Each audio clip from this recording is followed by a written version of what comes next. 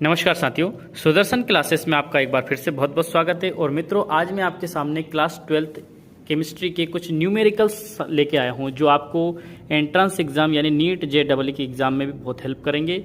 और ये एग्जाम में बार बार पूछे जाते, बोर्ड एग्जाम में रिपीट होते हैं मित्रों। और ये प्रश्न जो है आपकी बुक में है, इसलिए आप इनको अच्छे से देखिए। इसको सोल्व कैसे करते ये तरीका आप देखिए, ठीक है मित्रों। जैसे मित्रों यहाँ पे एक क्वेश्चन दे रखा है, यहाँ पे इसको ठीक से आप पढ़िए। ये क्या लिखा है, Henry's law constant for molarity of methane in benzene 8298 kelvin is 4.27 into 10 to the power 5 of Hg.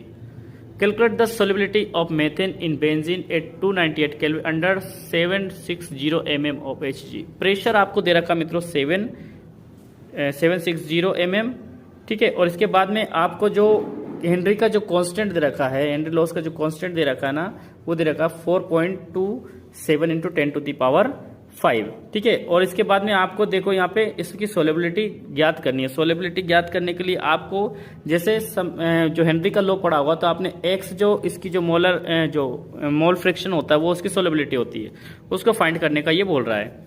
तो ऐसे क्वेश्चन को सोल्व करने से पहले आप सबसे पहले उसमें जो चीजें आपको दे रखी वो लिख लीजिए। सबसे पहले जैसे गिवन में आपको क्या क्या दे रखा है मित्रों, 3 चीजें दे रखी है। जैसे सोलेबिलिटी, ये इसको एक्स से डिनोट करते हैं, यानी कि मोल फ्रैक्शन, ये आपको ज्ञात करना है, ये तो आपको फाइंड करना है। और इसके बाद में हेनरी लॉ कांस्टेंट दे रखा है आपको 4.27 into 10 to the power 5, ठीक है। इसके बाद में इसका जो प्रेशर दे रखा है, ठीक है, ये प्रेशर है वो 760 mm दे रखा है, ठीक है मित्रों। अब इसको सोल्व कैसे करना है, तो हेनरी का जो लॉ आपने पढ़ा होगा, हेनरी का लॉ जो बोलता है वो क्या बोलता है कि जो मोल फ्रैक्शन होता है जो प्रेशर के तो डायरेक्टली प्रोपोर्शनल है, और उसके लॉ जो हेनरी लॉ कांस्टेंट के इनवर्सली प्रोपोर्शनल है। यानी कि आपने P = A, यानी कि P = क्या पढ़ा होगा, KH और X ऐसा पढ़ा होगा। तो ये आपको फाइंड करना है। तो इसको यदि आप है ना इधर लेके आएंगे K, तो ये क्या आ जाएगा, डिवाइड में आ जाएगा। ये जो KH जो है ना, ये किस में आ जाएगा, डिवाइड में, ठीक है। तो इसको अपन सोल्व करते हैं। जैसे मान लीजिए आपको दोनों चीजें दे रखी है, तो P की जगह आप है ना P की जगह रख देंगे मित्रों 760, डिवाइड में के H की वैल्यू दे रखी है आपको कितनी, 4.27 into 10 to the power 5, ठीक है।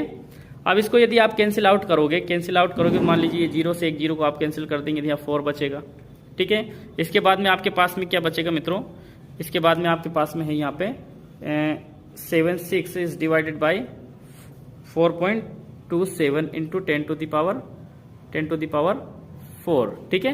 इसको जब बच्चों आप है ना कैलकुलेट कर लेना, कैलकुलेट करने के बाद में डायरेक्टली आंसर बता देता हूँ आपको आंसर, क्योंकि इसमें ना आपको थोड़ा टाइम लग जाएगा।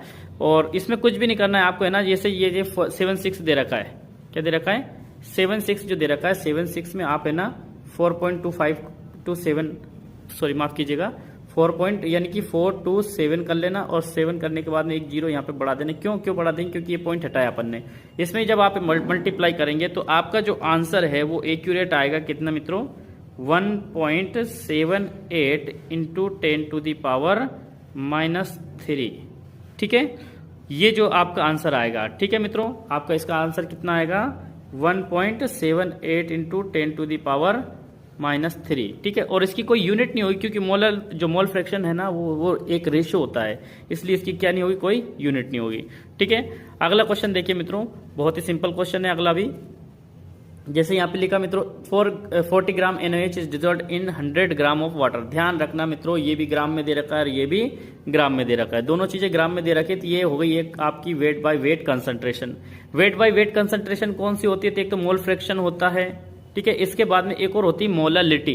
कौन सी, मोलालिटी ही होती है। मोलालिटी आप कब ज्ञात करोगे मित्रों, जब आपको दोनों चीजें किसमें, ग्राम में दे रखी हो या किलोग्राम में दे रखी है, यानी आपको उसका वेट दे रखा हो, ठीक है। तो मोलालिटी का जो फॉर्मूला होता है वो क्या होता है बच्चों, M = weight by molecular wait, ठीक है, into 1000, ठीक है। और इधर डिवाइड में क्या आता है बच्चों, उसका वेट टोटल, ठीक है। तो वेट कितना होता है, देखो आपको पता है कि NaOH का ये H स्मॉल है, माफ कीजिएगा, यहाँ पे वेट कितना दे रखा है मित्रों, ये आपको दे रखा 40, ठीक है। कितना दे रखा बच्चों, 40। इसके बाद में जो मोलिकुलर वेट होता है NaOH का, आपने बार बार निकाला होगा, NaOH का जो मोलिकुलर वेट निकाला, Na के लिए 23 लिखते हैं, ठीक है। ऑक्सीजन के लिए 16 लिखते हैं, हाइड्रोजन के लिए 1 लिखते हैं। इनको जोड़ोगे तो भी आपके पास में 40 ही आंसर आएगा। यानी कि आपको यहाँ पे मोलिकुलर वेट भी आपको निकाल के देखा तो कितना है मित्रों, ये भी 40 आया। ठीक है। और इसके बाद में ऊपर 1000 है ही सही, 1000 और नीचे भी कितने 1000, क्योंकि यहाँ पे वेट टोटल कितना दे रखा, 1000 ग्राम। 1000 से 1000 काट देंगे, 40 से 40 कट जाएगा, आपके पास में 1 m में क्या आ जाएगा, आपका आंसर आ जाएगा। ठीक है मित्रों, नेक्स्ट वीडियो में मैं आपको और भी ढेर सारे क्वेश्चंस लेके आऊंगा और न्यूमेरिकल सॉल्व करवाऊंगा। वीडियो पसंद आए तो प्लीज़ लाइक करना, अपने दोस्तों के साथ शेयर करना और मेरे चैनल को सब्सक्राइब जरूर करना। Thank you very much. जैसे यहाँ पे दिया 10% glucose is dissolved in 500 ml of water, यानी कि 10% जो ग्लूकोज जो होता है वो किसमें, 500 ml वाटर में डिजोल्व किया जाता है। Then find the concentration of the solution, तो सॉल्यूशन की जो आपको सांद्रता निकालनी है, कंसंट्रेशन निकालनी in terms of molarity. Hindi medium के स्टूडेंट्स भी इसको समझ सकते हैं भाई। 10% ग्लूकोज 500 ml विलियन में वाटर में घोला गया है, तो उसका जो सॉल्यूशन बना है उसकी कंसंट्रेशन यानी सांद्रता आपको निकालनी है और टर्म्स कौन सा होगा, मोलरिटी यानी मोलरता में निकालना है। ठीक है मित्रों, तो ऐसे क्वेश्चन जब भी आ जाए तो आप ऐसा करना कि सबसे पहले है ना गिवन लिख लेना मित्रों। क्या लिख लेना, गिवन। गिवन में देखिए आपको वेट कितना दे रखा है मित्रों, वेट दे रखा है आपको कितना, 10%। 10% का मतलब मान लीजिए टोटल वो 100% है, 100 का 10% वो आपको दे रखा है। तो आप 10% दे रखा, तो सीधी सी बात 10 ग्राम क्या मान लीजिए आप, ग्लूकोज मान लीजिए। ठीक है। इसके बाद में ग्लूकोज का जो मोलिकुलर वेट होता है बच्चों, जो मोलिकुलर वेट होता है वो कितना होता है, आपको याद होगा तो 180 ग्राम होता है। कितना होता है, 180 ग्राम।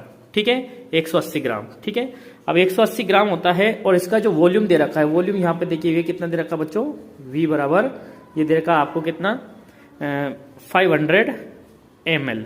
ठीक है, ये 500 ml में क्या दे रखा है आपको, ये इसका वॉल्यूम दे रखा है। ठीक है, 500 ml। ठीक है, आप ध्यान से सुनना बच्चों, इसका जो फॉर्मूला है मोलरिटी निकालने का मैं आपको यहाँ पे बताता हूँ।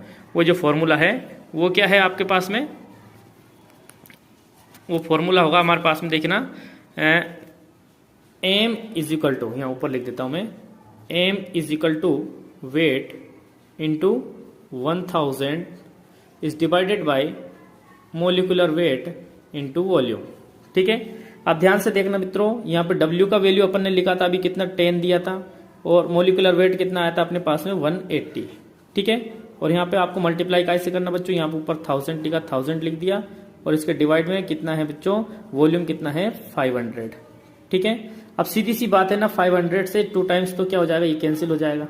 ठीक है, यानी कि आपके पास में ये 0 से 0 भी क्या हो जाएगा, कैंसिल हो जाएगा। 2 बाई क्या आ जाएगा बच्चों, 9 आ जाएगा। ठीक है, ये 2 बाई 9 को आप और भी कैंसिल कर सकते हो, यानी 0 पॉइंट यहाँ पे लगाओगे, 9 2 जा 18, 0.2।